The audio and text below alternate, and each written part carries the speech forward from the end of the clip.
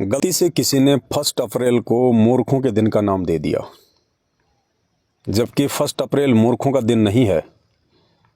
असल में यदि मूर्खों का कोई दिन है, पागलों का कोई दिन है, पढ़े लिखे अज्ञानियों का कोई दिन है, भेड़ चाल में चलने वालों का कोई दिन है, गांधारी की तरह आँखों पर काली पट्टी बांधकर जीवन जीने वालों का कोई दिन है, तो वो है 31 दिसंबर। जी हाँ, 31 दिसंबर। क्यों मना रहे हैं? किस लिए मना रहे हैं? क्यों मनाया जाता है? इसके मनाने से क्या होगा? आज से पहले क्या हुआ? किसी को इन बातों से कोई लेना देना नहीं। जैसे ही रात के 12 बजने वाले होंगे, अपने अपने मोबाइल उठाएंगे, पटाखे छोड़ेंगे, डीजे बजाएंगे, happy new year, happy new year. बाप अपने बेटे को बोलेगा, बेटा दादा को बोलेगा, दोस्तों को बोलेंगे हैप्पी न्यू ईयर। अब ये हैप्पी न्यू ईयर बोलने का मतलब क्या है? इसका मतलब ये है कि आगामी 1 वर्ष तक तुम्हारे जीवन में खुशियाँ ही खुशियाँ आएंगी। तुम्हारा आगामी 1 वर्ष मंगलमय होगा। मैं तुम्हें बधाई देता हूँ।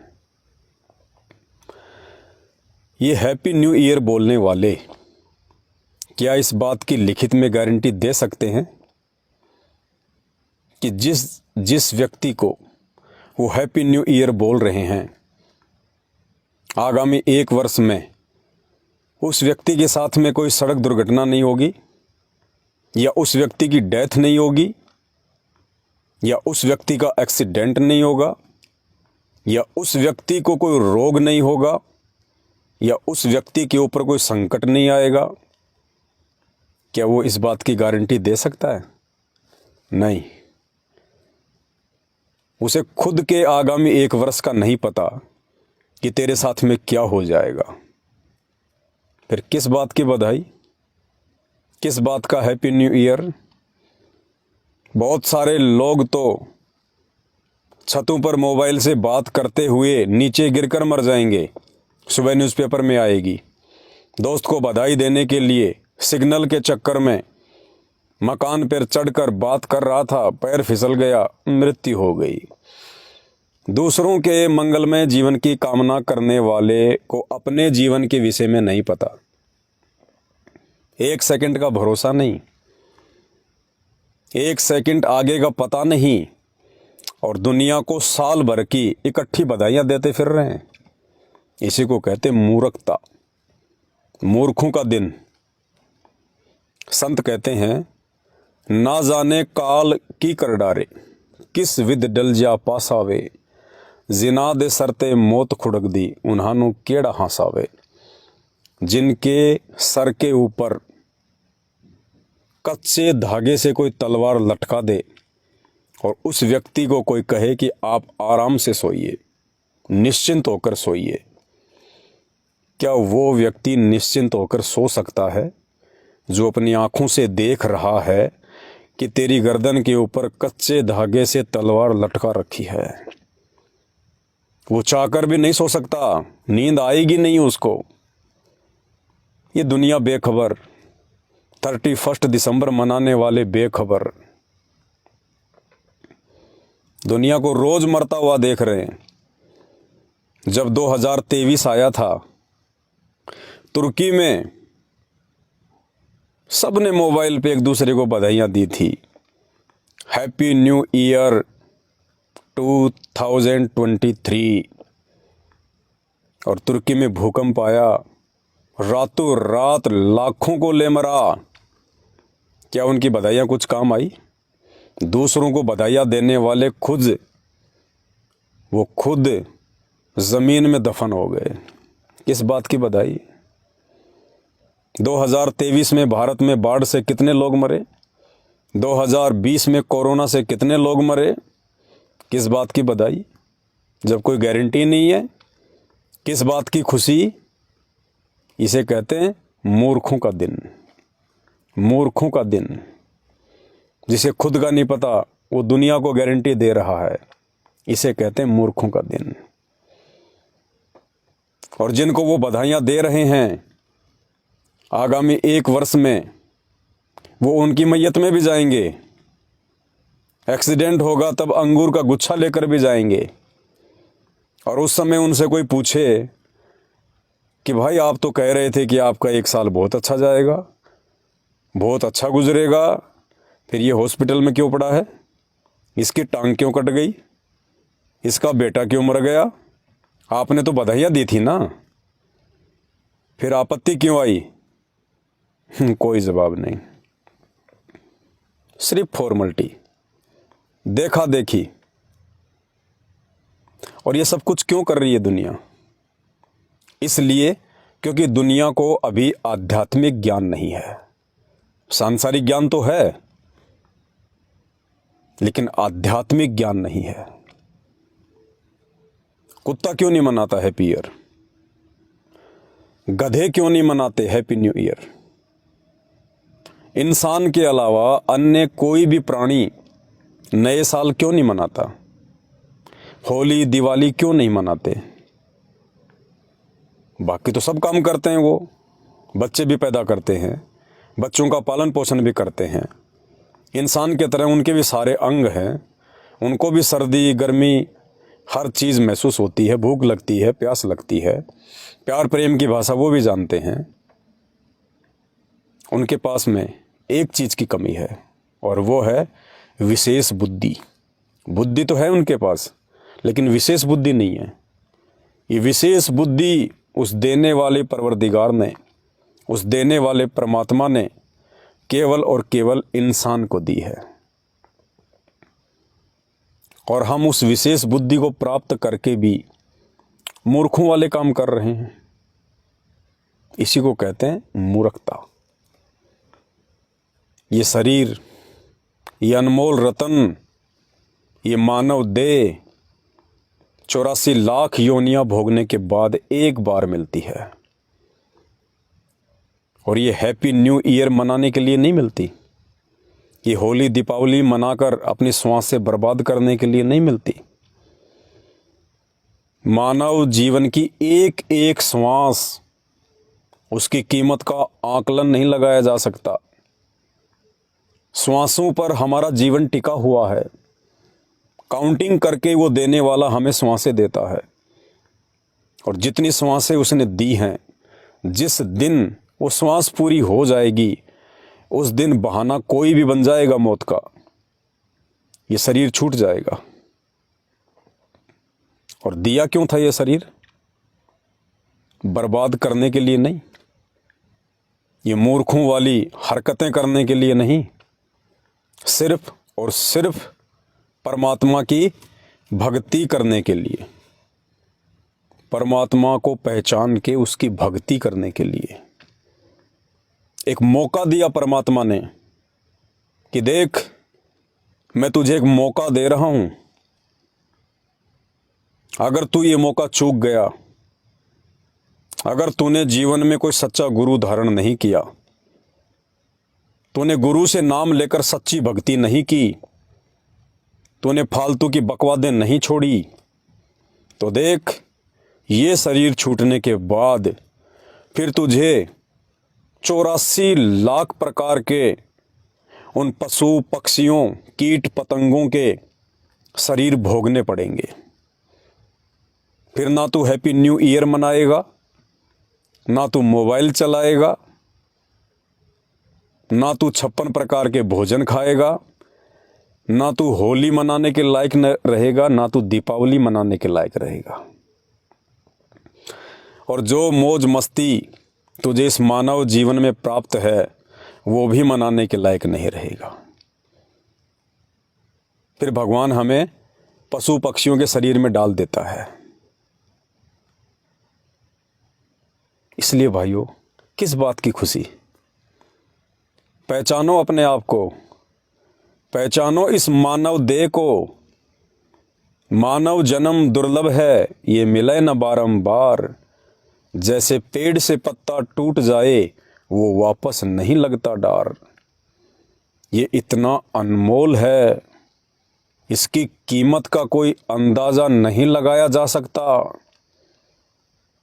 और हम इसको बर्बाद कर रहे हैं। पल पल क्षण क्षण इन श्वासों को बर्बाद कर रहे हैं। सर के ऊपर तलवार लटक रही है और हैप्पी न्यू ईयर मना रहे हैं। सुबह का पता नहीं कि मेरे साथ में क्या हो जाएगा, मेरे परिवार के साथ में क्या हो जाएगा, रोड पर चलते चलते मेरे साथ क्या हो जाएगा। एक क्षण का भरोसा नहीं और डीजे पर नाच रहे हैं। 31 दिसंबर, हैप्पी न्यू ईयर। आदरणीय संत गरीबदास जी ने कहा है कि ये संसार समझदा नाही और कहंदा श्याम दोपहरे नू, गरीबदास ये वक्त जात है रोगे इस पहरे नू।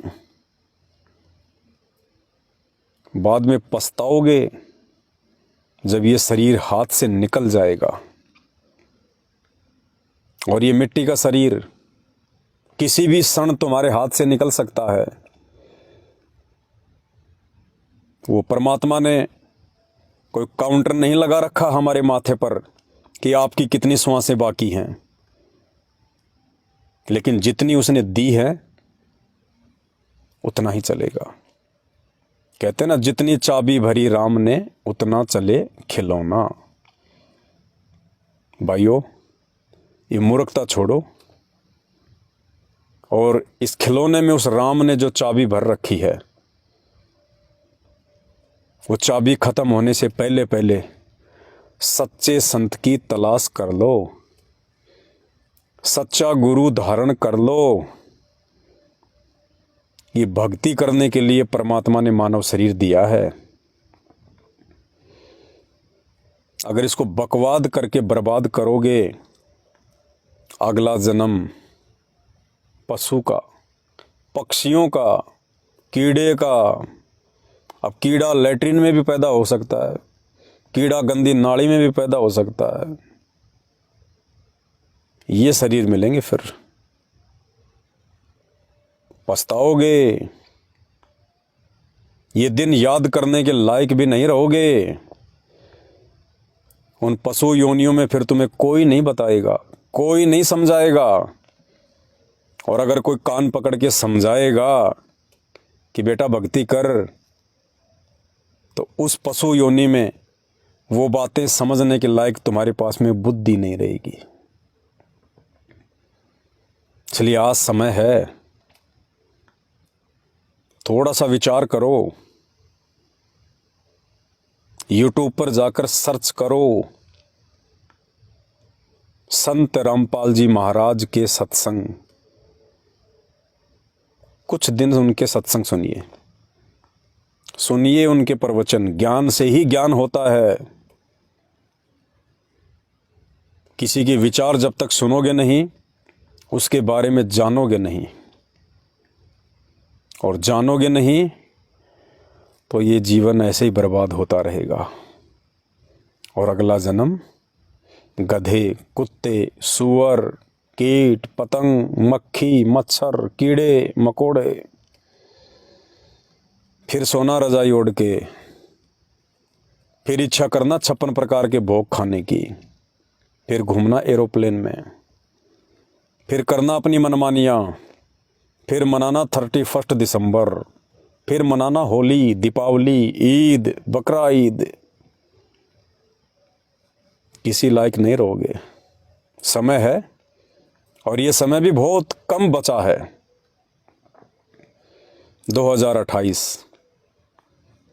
2024 से 2028 महाविनाशकारी समय। कब किसके साथ क्या घटना घटित हो जाए, मानव जाति पर कब कौन से समय कौन सी भयानक आपत्ति आ जाए, कुछ भरोसा नहीं। अभी तो फुदक रहे हैं, रात के 12 बजने वाले हैं, रात के 12 बजने वाले हैं। पटाखे फोड़ेंगे, रॉकेट चलाएंगे, डीजे बजाएंगे, डांस करेंगे। दारू की बोतलें भी आ गई, बकरे भी कट के आ गए, यार दोस्त भी आ गए। 31 दिसंबर मनाएंगे और रात के 12 बजने से 1 घंटा पहले फ़ोन आ जाए कि भाई आपका बेटा छत से पैर फिसलने से नीचे गिरकर मर गया। वो व्यक्ति जो पूरी तैयारी करके बैठा था 31 दिसंबर मनाने की, ज़रा मना के दिखाए। जिसका इकलौता बेटा रात के 12 बजे से 1 घंटा पहले मर चुका हो, वो व्यक्ति मुझे 31 दिसंबर मना के दिखाए। फिर किस बात की खुशी? ना तुम्हारी गारंटी, ना तुम्हारे परिवार की गारंटी, ना तुम्हारे यार दोस्तों की गारंटी। फिर किस बात की खुशी? इसी को कहते मूर्खता, ज्ञान नहीं। और ये ज्ञान उस समय तक नहीं होगा जब तक तुम संत रामपाल जी के सत्संग नहीं सुनोगे। जिंदगी में नहीं हो सकता। और आने वाले 3 साल इस मानव जाति के लिए दर्द भरे साल, दर्द भरे। शुरुआत 2024, आगे क्या होगा? समय है। गालियां चाहे कितनी निकाल लेना, कमेंट्स में कितना ही गंदा बोल लेना, कोई फर्क नहीं पड़ेगा। लेकिन उस समय आप लोगों को जरूर फर्क पड़ेगा जब ये आपत्तियां आपके और आपके परिवार के ऊपर कहर बनकर टूटेंगी। उस समय तुम्हें पता चलेगा कि भक्ति क्या चीज होती है। उस समय पता चलेगा कि भगवान कौन है। जिनकी आप भक्ति कर रहे होंगे ना, वो नहीं आएंगे सामने। वो कोरोना में सामने नहीं आए। आने वाला समय तो कोरोना का बाप है, कहाँ आएंगे? वो 33 कोटि देवी देवता कोरोना के समय कहाँ छुप गए? मुसीबत के समय इंसान भगवान का दरवाजा खटखटाता है। लेकिन जब कोरोना आया तो मुसलमानों का अल्लाह, सिखों का वाहिगुरु, ईसाइयों का मसीह, हिंदुओं का भगवान, सब ने अपने अपने दरवाजे बंद कर लिए। उन मुल्ला और काजियों ने, उन पाठियों ने, उन पास्टरों ने, उन पुजारियों ने, पंडितों ने दरवाजे बंद कर दिए। उन मूर्तियों के ऊपर मास्क चढ़ा दिया। आने वाला समय कोरोना का बाप है और उस समय कोई बचाएगा, वो भी दुनिया का बाप होगा। और वो दुनिया का बाप आज धरती पर आया हुआ है और उस दुनिया के बाप का नाम है संत रामपाल जी भगवान। अभी समझ में नहीं आएगी। जब तक सत्संग नहीं सुनोगे समझ में नहीं आएगी। मजाक लगेगा, मैं आपको मूर्ख लगूंगा। लेकिन जब वो आपत्तियां कहर बन के आएंगी तुम्हारे ऊपर बीतेगी,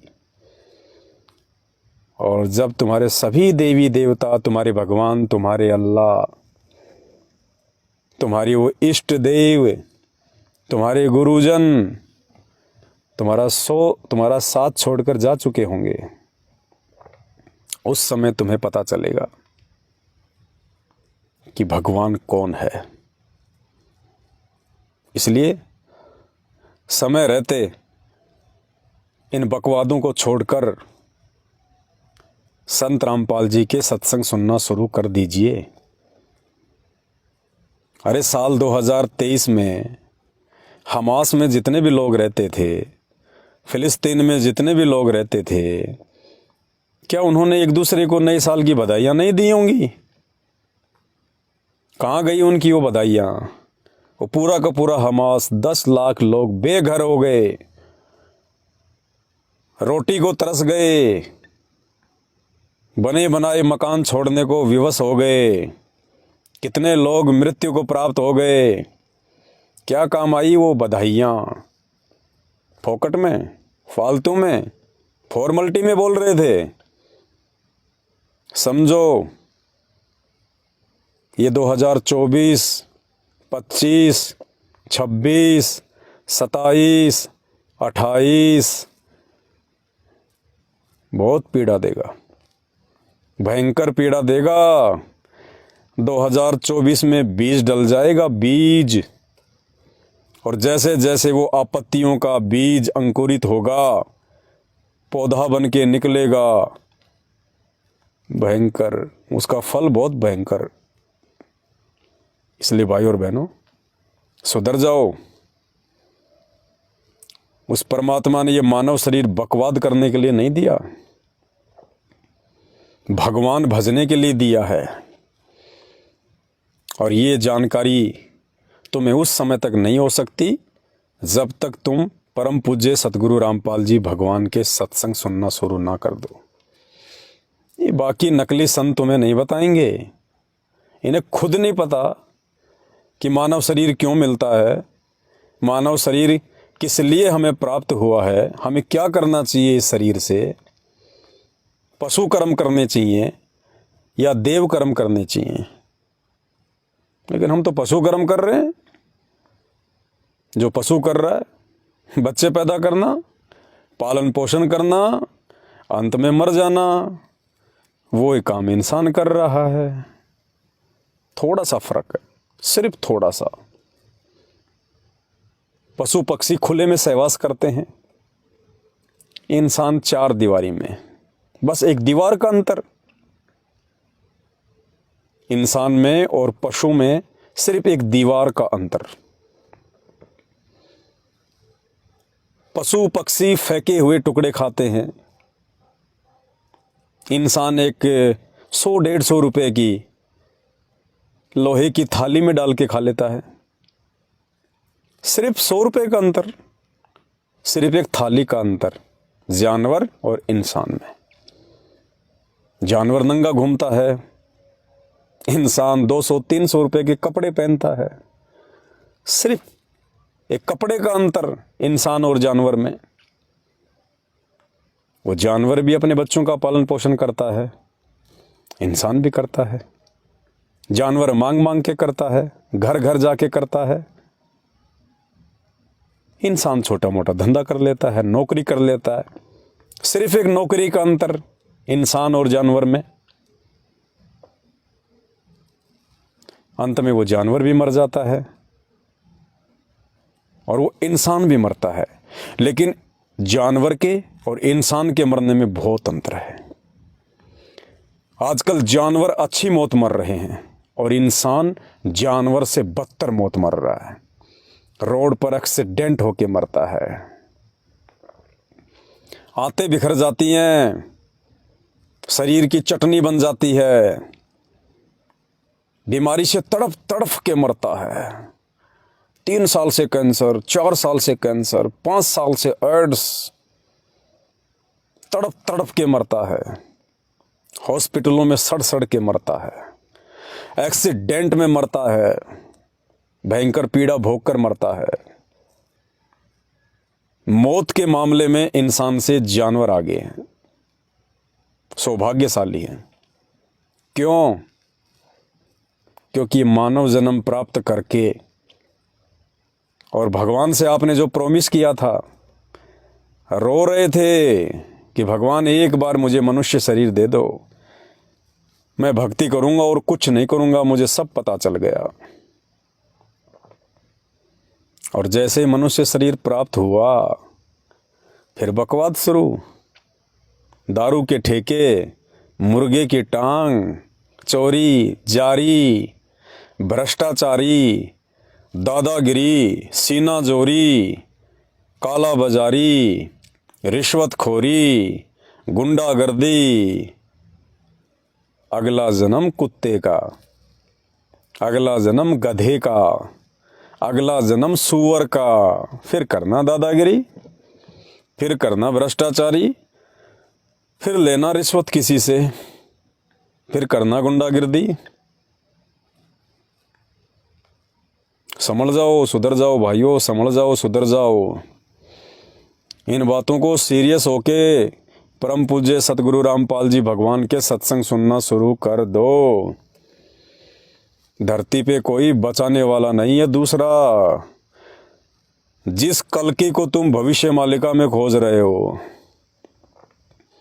जिस कल्कि को तुम नास्त्रदमस की भविष्यवाणी में खोज रहे हो, जिस कल्कि को तुम बाबा वेंगा की भविष्यवाणियों में खोज रहे हो, वो कल्कि है संत रामपाल जी। भगवान आएगा, सर पर सींग लगाकर नहीं आएगा, नाश से पहले आया। भगवान को उसके विचारों से पहचानना पड़ेगा, सत्संग से पहचानना पड़ेगा। और ये पहचान केवल इस मानव शरीर में हो सकती है। कुत्ते को सत्संग सुनाओगे समझ में नहीं आएगा, गधे को प्रवचन सुनाओगे समझ में नहीं आएगा। ये स्पेशल बॉडी, स्पेशल शरीर परमात्मा ने इतनी भयंकर रचना केवल इस मानव शरीर की है। ये केवल परमात्मा प्राप्ति के लिए मिला है। समझ जाओ, ये 2024 खुशियों का साल नहीं है, ये आपत्तियों का साल है, संकटों का साल है, भूकंपों का साल है, भयंकर पीड़ाओं का साल है। तुम्हारी बधाइयाँ कुछ काम नहीं करेंगी, तुम्हारी शुभकामनाएं कुछ काम नहीं करेंगी। दूसरों की तो छोड़िए, तुम्हारी शुभकामनाएं तुम्हारे खुद की भी काम नहीं आने वाली। इसलिए अंत में फिर कहूँगा, इस शरीर को बकवाद में नहीं, भगवान की प्राप्ति में लगाओ। ये श्वासें गिन गिन के मिली है, हिसाब लेगा वो, हिसाब। यूट्यूब, मोबाइल, सर्च, संत रामपाल जी महाराज सत्संग, नहीं तो खून के आंसू, खून के आंसू।